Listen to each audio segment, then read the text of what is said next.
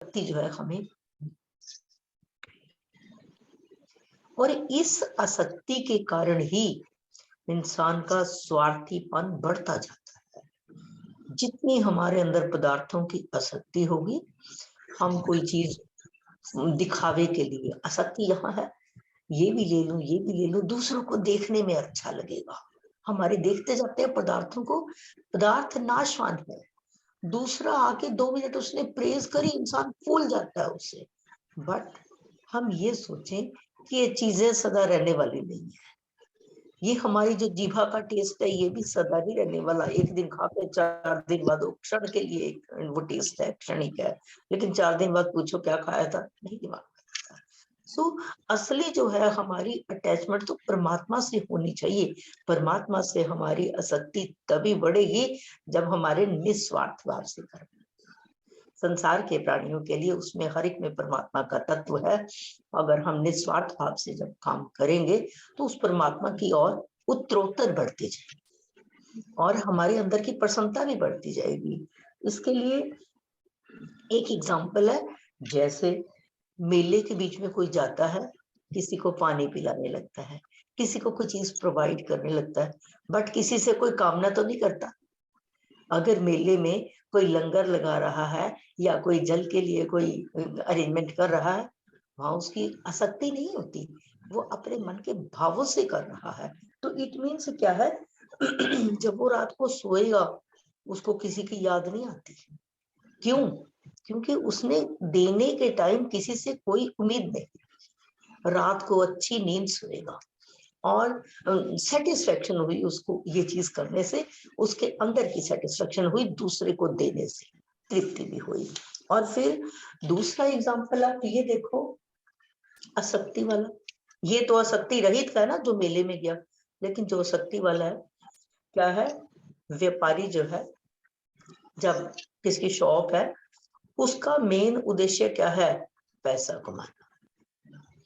ज्यों ज्यों रस बढ़ता है वो अपने इधर उधर के सब कामों को छोड़ के वो खाना पीना भी छोड़ देता है, कस्टमर को अटेंड कर लेना, क्योंकि धन की प्राप्ति है। उसको ये है कि मेरे को ये चीज, अरे जितना ज्यादा आ जाए।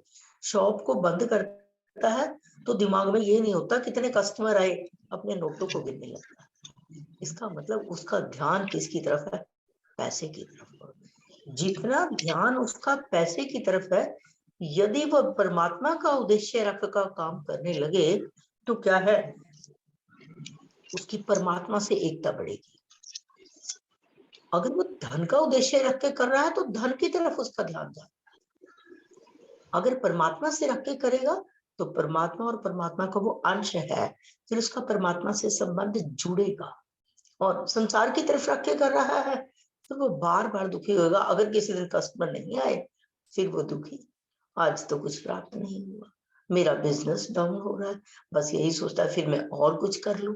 लेकिन जो सेटिस्फेक्शन से करता है उसको नहीं दिक्कत, वो सोचता है कम भी आ गया तो क्या हो गया, जिस समय बहुत था गुजारा तो तब भी हो रहा था, खाने तो 2 फुलके ही हैं। लेकिन इंसान पता नहीं क्या क्या कुछ सोचता है, क्या क्या कुछ इकट्ठा करके। और फिर इसके अलावा कर्तृत्व अभिमान वाली बात है इसी में। जैसे कोई अपना किसी प्रवचन दे रहा है कोई, ठीक है, प्रवचन देते समय क्या है उसके दिमाग में, उसके दिमाग में क्या होता है, लोग मुझे रिस्पेक्ट दें, लोग मेरा आदर करें, लोग मेरे मुताबिक चलें। वो अपना प्रवचन देने के बाद भी उसके मन में यही आता है कि दुनिया में मेरा यश फैले।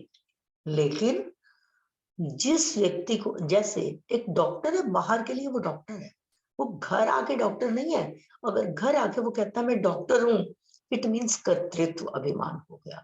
जैसे फॉर एग्जाम्पल मैं अपने पद में चौधरी मैडम को बोलती हूँ, जहां पर हम क्लिनिक पे जाते हैं डॉक्टर साहब बोलते हैं, लेकिन आम अपने हृदय की बात बोलते हैं चौधरी मैडम। वो दिल के हमारे भाव उस तरह से निकलते हैं। और दूसरे नंबर पर क्या कहा है कि श्रोता जब ये दूसरी जगह पर हुआ भी अपने आप को ये सोचते हैं लोग मुझे रिस्पेक्ट दें, लोग मेरा आदर करें, लोग मेरे मुताबिक चले, तो क्या है उसमें कर्तृत्व अभिमान, उसमें कर्तृत्व अभिमान।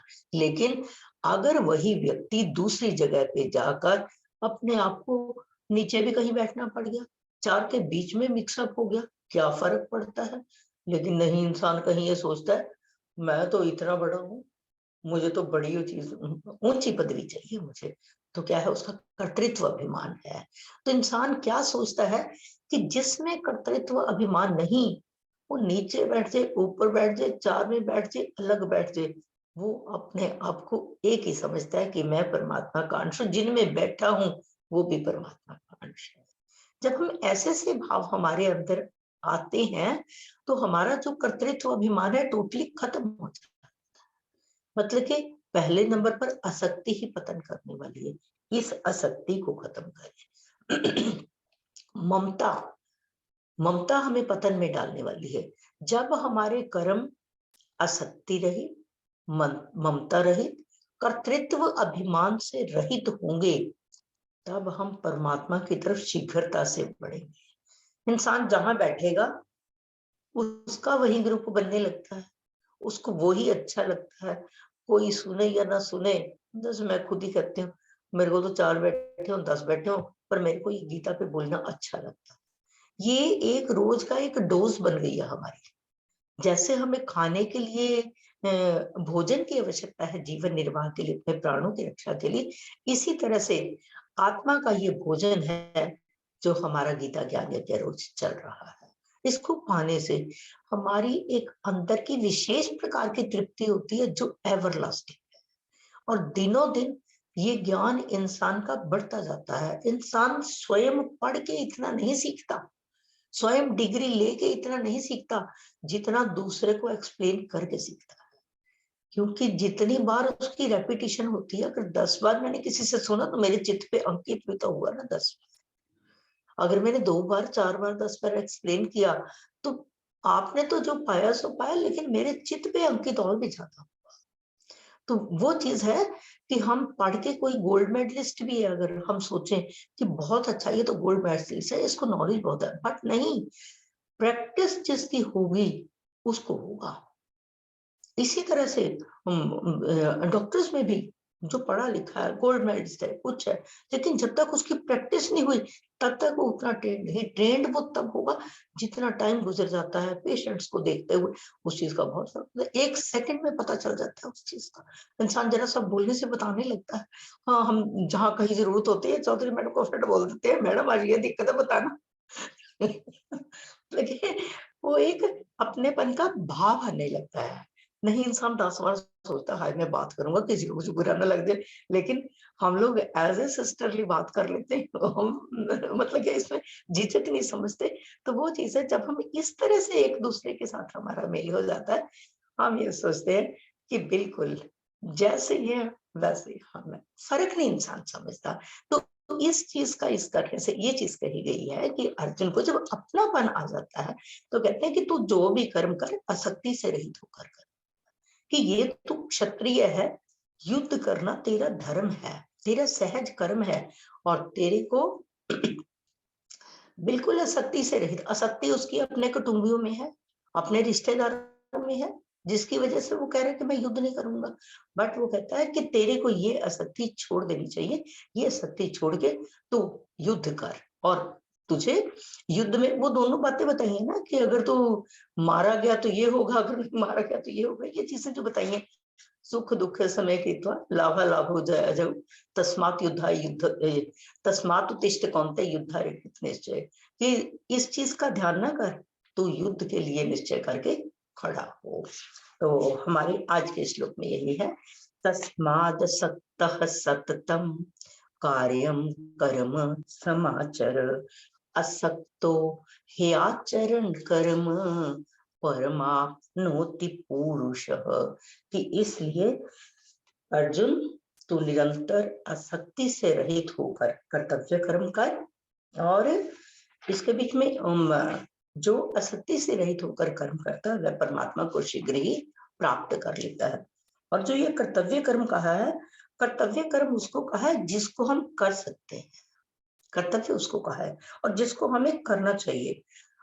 जो कर्तव्य वर्ड है, अपने स्वार्थ का त्याग करके दूसरों के हित के लिए जो कर्म किया जाता है उसको बोलते हैं कर्तव्य। ये तेरा कर्तव्य है। जिसमें स्वार्थीपन है वो कर्तव्य नहीं है। कर्तव्य वो है जिसमें अपने स्वार्थ को छोड़कर दूसरों के लिए किया जाता है। और हमने सबसे बड़ी बात ये देखनी है कि मैं रोज बोलती हूँ कि जब हम इस आसक्ति वर्ड को रोज रूटीन में जीवन में हम रिपीट करते हैं तो नेचुरली हमारी आसक्ति धीरे धीरे कम होने लगती है। और जितनी हमारी आसक्ति कम होने लगती है उतना हमारा प्रेम बढ़ने लगता है। प्रेम का आधार क्या है? त्याग। जब तक आपने त्याग है आपका प्रेम रहेगा। अगर आपका त्याग खत्म हो गया बस फिर प्रेम नहीं रहता, फिर आसक्ति बढ़ने लगती है। तो हमने अपने जीवन में आसक्ति को पूरी तरह से समाप्त करके, ताकि पतन का कारण कर्म नहीं है, पतन का कारण है आसक्ति। इस आसक्ति को पूरी तरह से समाप्त करके जब हम कर्म करेंगे तो नेचुरली हम परमात्मा के अंश हैं। उस परमात्मा तत्व को अनुभव कर लेंगे। परमात्मा को पाने का मतलब हमें अंदर से रियलाइज होता है वो परमात्मा हमारे से पॉजिटिव कर्म करवाता है। जब हमें उस परमात्मा को रियलाइज कर लेते हैं तब हमें ये होता है हमारे से गलत काम होता है, क्योंकि हमारे कर्म में स्वार्थीपन है। जहां पर स्वार्थीपन है वो तो परमात्मा से विमुख ही हो जाता है। वो परमात्मा को तो समझता ही कुछ नहीं। स्वार्थीपन असुरों का ही, जो 16वें अध्याय में पिछले श्लोक है वो सारे आसुरी संपदा वाले हैं, वो परमात्मा को मानते ही नहीं।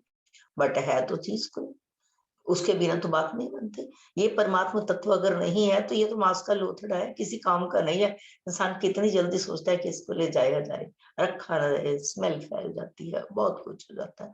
बट उस चेतन तत्व के कारण ये शरीर रूपी इंजन की गाड़ी जो है हमारी चल रही है।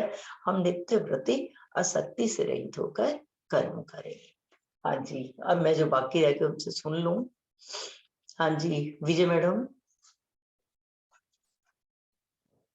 हाँ जी, हरिओम दीदी। हरिओम जी। ये तस्मात हाँ आज जो जी, करवाया 19 वही वाला ना? श्लोक नंबर हाँ 19। हाँ जी। हाँ जी। तस्मात् सक्तः सततं कार्यं कर्म समाचर, असक्तो ह्यचरन् कर्म परमाप्नोति पुरुषः। पुरुषः, प को बड़े ऊ की मात्रा है। पुरुषः। पुरुषः, पुरुषः, हाँ जी, हाँ जी, पुरुषः। पुरुषः। ठीक है दीदी, हाँ जी, पुरुषः। हाँ जी, बोलिए मीनिंग इसका कुछ थोड़ा बहुत। हेलो हाँ विजय जी जी। दीदी, नेट में प्रॉब्लम होगी, चलो आज यही और बताया आपने भी, आसक्ति रहित होना है हमने भी, आसक्ति नहीं रखनी। हाँ जी, हेलो, हाँ जी, हाँ जी, बोलिए बोलिए। आ रही है आवाज दीदी? हाँ आ रही। हेलो, हाँ जी आ हाँ रही जी, है आवाज। हाँ जी आपने, हाँ जी पूरा तो नहीं मैंने सुना, चलो जितना सुना है। आसक्ति रहित होना है हमने, मतलब आसक्ति नहीं रखनी किसी भी चीज में। जितना हम आसक्ति रखेंगे उतना ही मतलब फंसते चले जाते हैं। बिल्कुल। हाँ जी, चलो और जो हमारा, हाँ जी मतलब यही है, मतलब ये कर्तव्य अपना करना है जो भी करना है, जैसे आसक्ति बस रहित कर्म कर, किसी भी कर्म को करते हुए हमारा स्वार्थीपन आसक्ति, नहीं होना चाहिए, वो हमारी हाँ आसक्ति जी, ऑटोमेटिकली खत्म हो जाती है। ठीक है। निस्वार्थ भाव से कर्म करना। हाँ हाँ जी, जी, निस्वार्थ भाव से। हाँ जी, और कोई? आज कुछ मेरे ख्याल कम है, ज्वाइन ज्यादा नहीं किया, नहीं हुआ। किसी और ने इसके बीच में से कोई वर्ड पूछना हो? मेरे ख्याल सुना तो चुके हैं कि कोई और है, लगता नहीं मुझे। हाँ जी, किसी का कोई पॉइंट हो इसी श्लोक से कंसर्निंग? आशु जी रिपीट करो थोड़ा सा आप। नहीं, अच्छा बताया दीदी आपने, यही समझाया कि आसक्ति रहित होके हमने जो भी काम कर रहे हैं कि आसक्त नहीं होना, चाहे फिर वो अच्छा काम है या अच्छा काम भी आपने पहले समझाया ही हुआ है कि अगर वो भी हम आसक्ति से रहित होकर, आसक्ति युक्त होकर करेंगे तो उसका हमें लाभ नहीं मिलेगा। और यदि आसक्ति रहित होकर हम काम करेंगे, मीन्स भावना हमारी अच्छी होनी चाहिए, फिर हमें चाहे कई बार सही गलत भी कुछ थोड़ा बहुत करना पड़ भी जाता है कई बार, लेकिन उसका हमें कुछ फिर कोई दोष नहीं लगेगा उस चीज का। हर चीज में हमारी आसक्ति ना हो, ना किसी वस्तु में, ना किसी व्यक्ति में। इसमें एक और श्लोक है इसी से कंसर्निंग कर्म से, 18वें अध्याय का हमारा श्लोक है 48वां श्लोक। कहा है सहजम सहजम कर्म कौन्तेय सदोषमपि न त्यजेत सर्वारंभा ही दोषेण धूमे नाग्निरिवावृताः। कहा है कि जो हमारे सहज कर्म है वो हमें त्यागने नहीं चाहिए, जिसका नियत कर्म है। जैसे अर्जुन को कह रहे हैं कि तेरा ये क्षत्रिय है तो युद्ध करना तेरा सहज कर्म है, तेरा नियत कर्म है, तेरे को इसको छोड़ना नहीं चाहिए। चाहे उसमें कमियां भी हो, चाहे उसमें कमियां भी हो, उसको फिर भी छोड़ना नहीं चाहिए। एग्जाम्पल इसलिए कहा है कि जैसे धुएं से आवृत अग्नि जो है उसको देखते हुए हर इंसान में दोष तो कुछ ना कुछ है ही है, लेकिन हम ये सोचे खाना बनाने लगे, लेडी कहती है मुझे बनाना नहीं आता, बाजार से मंगवा लेते हैं, काम चल जाएगा, गेस्ट आगे तो भी हो गया। लेकिन लेडी का सहज कर्म क्या है? कुकिंग। वो जितनी मर्जी पढ़ी लिखी है बट कुकिंग उसका नियत कर्म है, उसको आना चाहिए और उसको करना भी चाहिए। नहीं आता तो वो सीखे। ऐसे ही युद्ध के लिए अर्जुन से कह रहे हैं कि तू क्षत्रिय है, ये सहज कर्म युद्ध करना जो है तेरे लिए ये नियत कर्म है और तुझे अवश्य ही करना चाहिए। इसमें तेरे को ये नहीं सोचना चाहिए कि मेरे कुटुंब भी मारे जाए, क्योंकि अर्जुन में पदार्थों के प्रति आकर्षण था, संसार के प्रति आकर्षण था। उस आकर्षण को दूर करने के लिए भगवान ये कहते हैं, चाहे उसको बाद में राज्य मिला भी सही, लेकिन ये मेन चीज क्या कही, जिसके कारण वो युद्ध नहीं करना चाहता था, इस मोह के कारण, ममता आसक्ति के कारण कि मैं युद्ध नहीं करूंगा। जिनके लिए मैं युद्ध करूंगा अगर वही चले गए तो फिर मेरा ये युद्ध किस काम का। वो जिस वजह से कहता था कि भिक्षा मांग के करूंगा, लेकिन भिक्षा मांगना तेरा धर्म नहीं है। भिक्षा मांगना तो भिखारी का धर्म है, तेरा धर्म तो युद्ध करना है। तो सिर्फ ये है, हमें कोई भी कर्म है जो हमारा नियत कर्म है उसमें चाहे दोष भी हो, हमें उसी को अपनाना चाहिए और आसक्ति रहित होकर करना चाहिए। जितना हम आसक्ति से रहित होंगे, जितनी हमारी अटैचमेंट नहीं होगी, उतना ज्यादा हम उस परमात्मा से हमारा संबंध जुड़ता जाएगा। हमारे एक आंटी है, प्रीतम आंटी, आप मिले भी हुए उनको। तो वो हमेशा कहते हैं कि वैसे तो जैसे हम अपने चलो कोई पुराने कपड़े या कोई भी चीज है हम अपनी मेड को दे देते हैं या किसी को ऐसे जो हमारे काम आता है उसको हम देते हैं। कहते हैं लेकिन फिर भी हमारा उसमें कहीं ना कहीं मान लो कभी वो नहीं हमारा काम करता तो हमारे मन में आता है क्या इसको इतना कुछ देते हैं फिर भी ये देखो कैसे जवाब दे देते हैं। तो कहते हैं इसके लिए जब भी आप कोई दान कर्म करो ना तो आपको ऐसे ही जैसे राह चलते को पकड़ाना चाहिए, क्योंकि फिर उसमें आपकी आसक्ति नहीं रहती बिल्कुल भी। के सही है बात, बिल्कुल सही, बहुत अच्छी बात कही आशु जी। ये सही है बात। और इंसान सोचता भी है ये चीज, मेरे काम नहीं आता ना ना इत्थे तक नहीं पहुंचाना, या देने लगे ਇਹਦਾ ਉਹਦੇ काम नहीं आएगा। पर नहीं, जो चीज हम देने लगे हैं अगला उसको प्रयोग करे या ना करे, हम अपनी तरफ से उस हिसाब से दें। हम कह देते हैं ना बहुत चीजें होंगी है उसके पास, तो बट हम ये ना सोचें, हम अपने हृदय से जो पकड़ाएं वो पूरे अपने, हमारे उद्गार उस तरह के होने चाहिए। अगर भाव ऐसा सा हमारा बन जाता है तो फिर वो हमारा जो है वो पुण्य कर्म नहीं रहता। पुण्य कर्म तभी है अगर बिल्कुल उसके बारे में, जैसे वो मेले के बारे में मैंने कहा है कि कोई लंगर लगवाता है या कुछ करता है, रात को नींद अच्छी आती है उसको, मतलब कि क्योंकि वो किसी से कुछ उसकी एक्सपेक्टेशन नहीं है। या मंदिरों में जाके कोई लड्डू बांट रहा है या कोई और कुछ कर रहा है, उसको खुशी मिलती है। जितनों ने उसको ग्रहण किया उसके अंदर की खुशी बढ़ती है ऑटोमेटिकली, ये कुछ लाने की जरूरत नहीं पड़ती। तो ये है आसक्ति से रहित होकर कर्म करना। पीछे से चलता है कर्म योग में, मैं कहती हूँ जितनी बार हमने पढ़ा बहुत कुछ, एक बार गीता पढ़ने से ऐसा नहीं था कि जितना इसको एक्सप्लेन करने से एक हमारे अंदर जो ये है ये फिट बैठ हुआ है।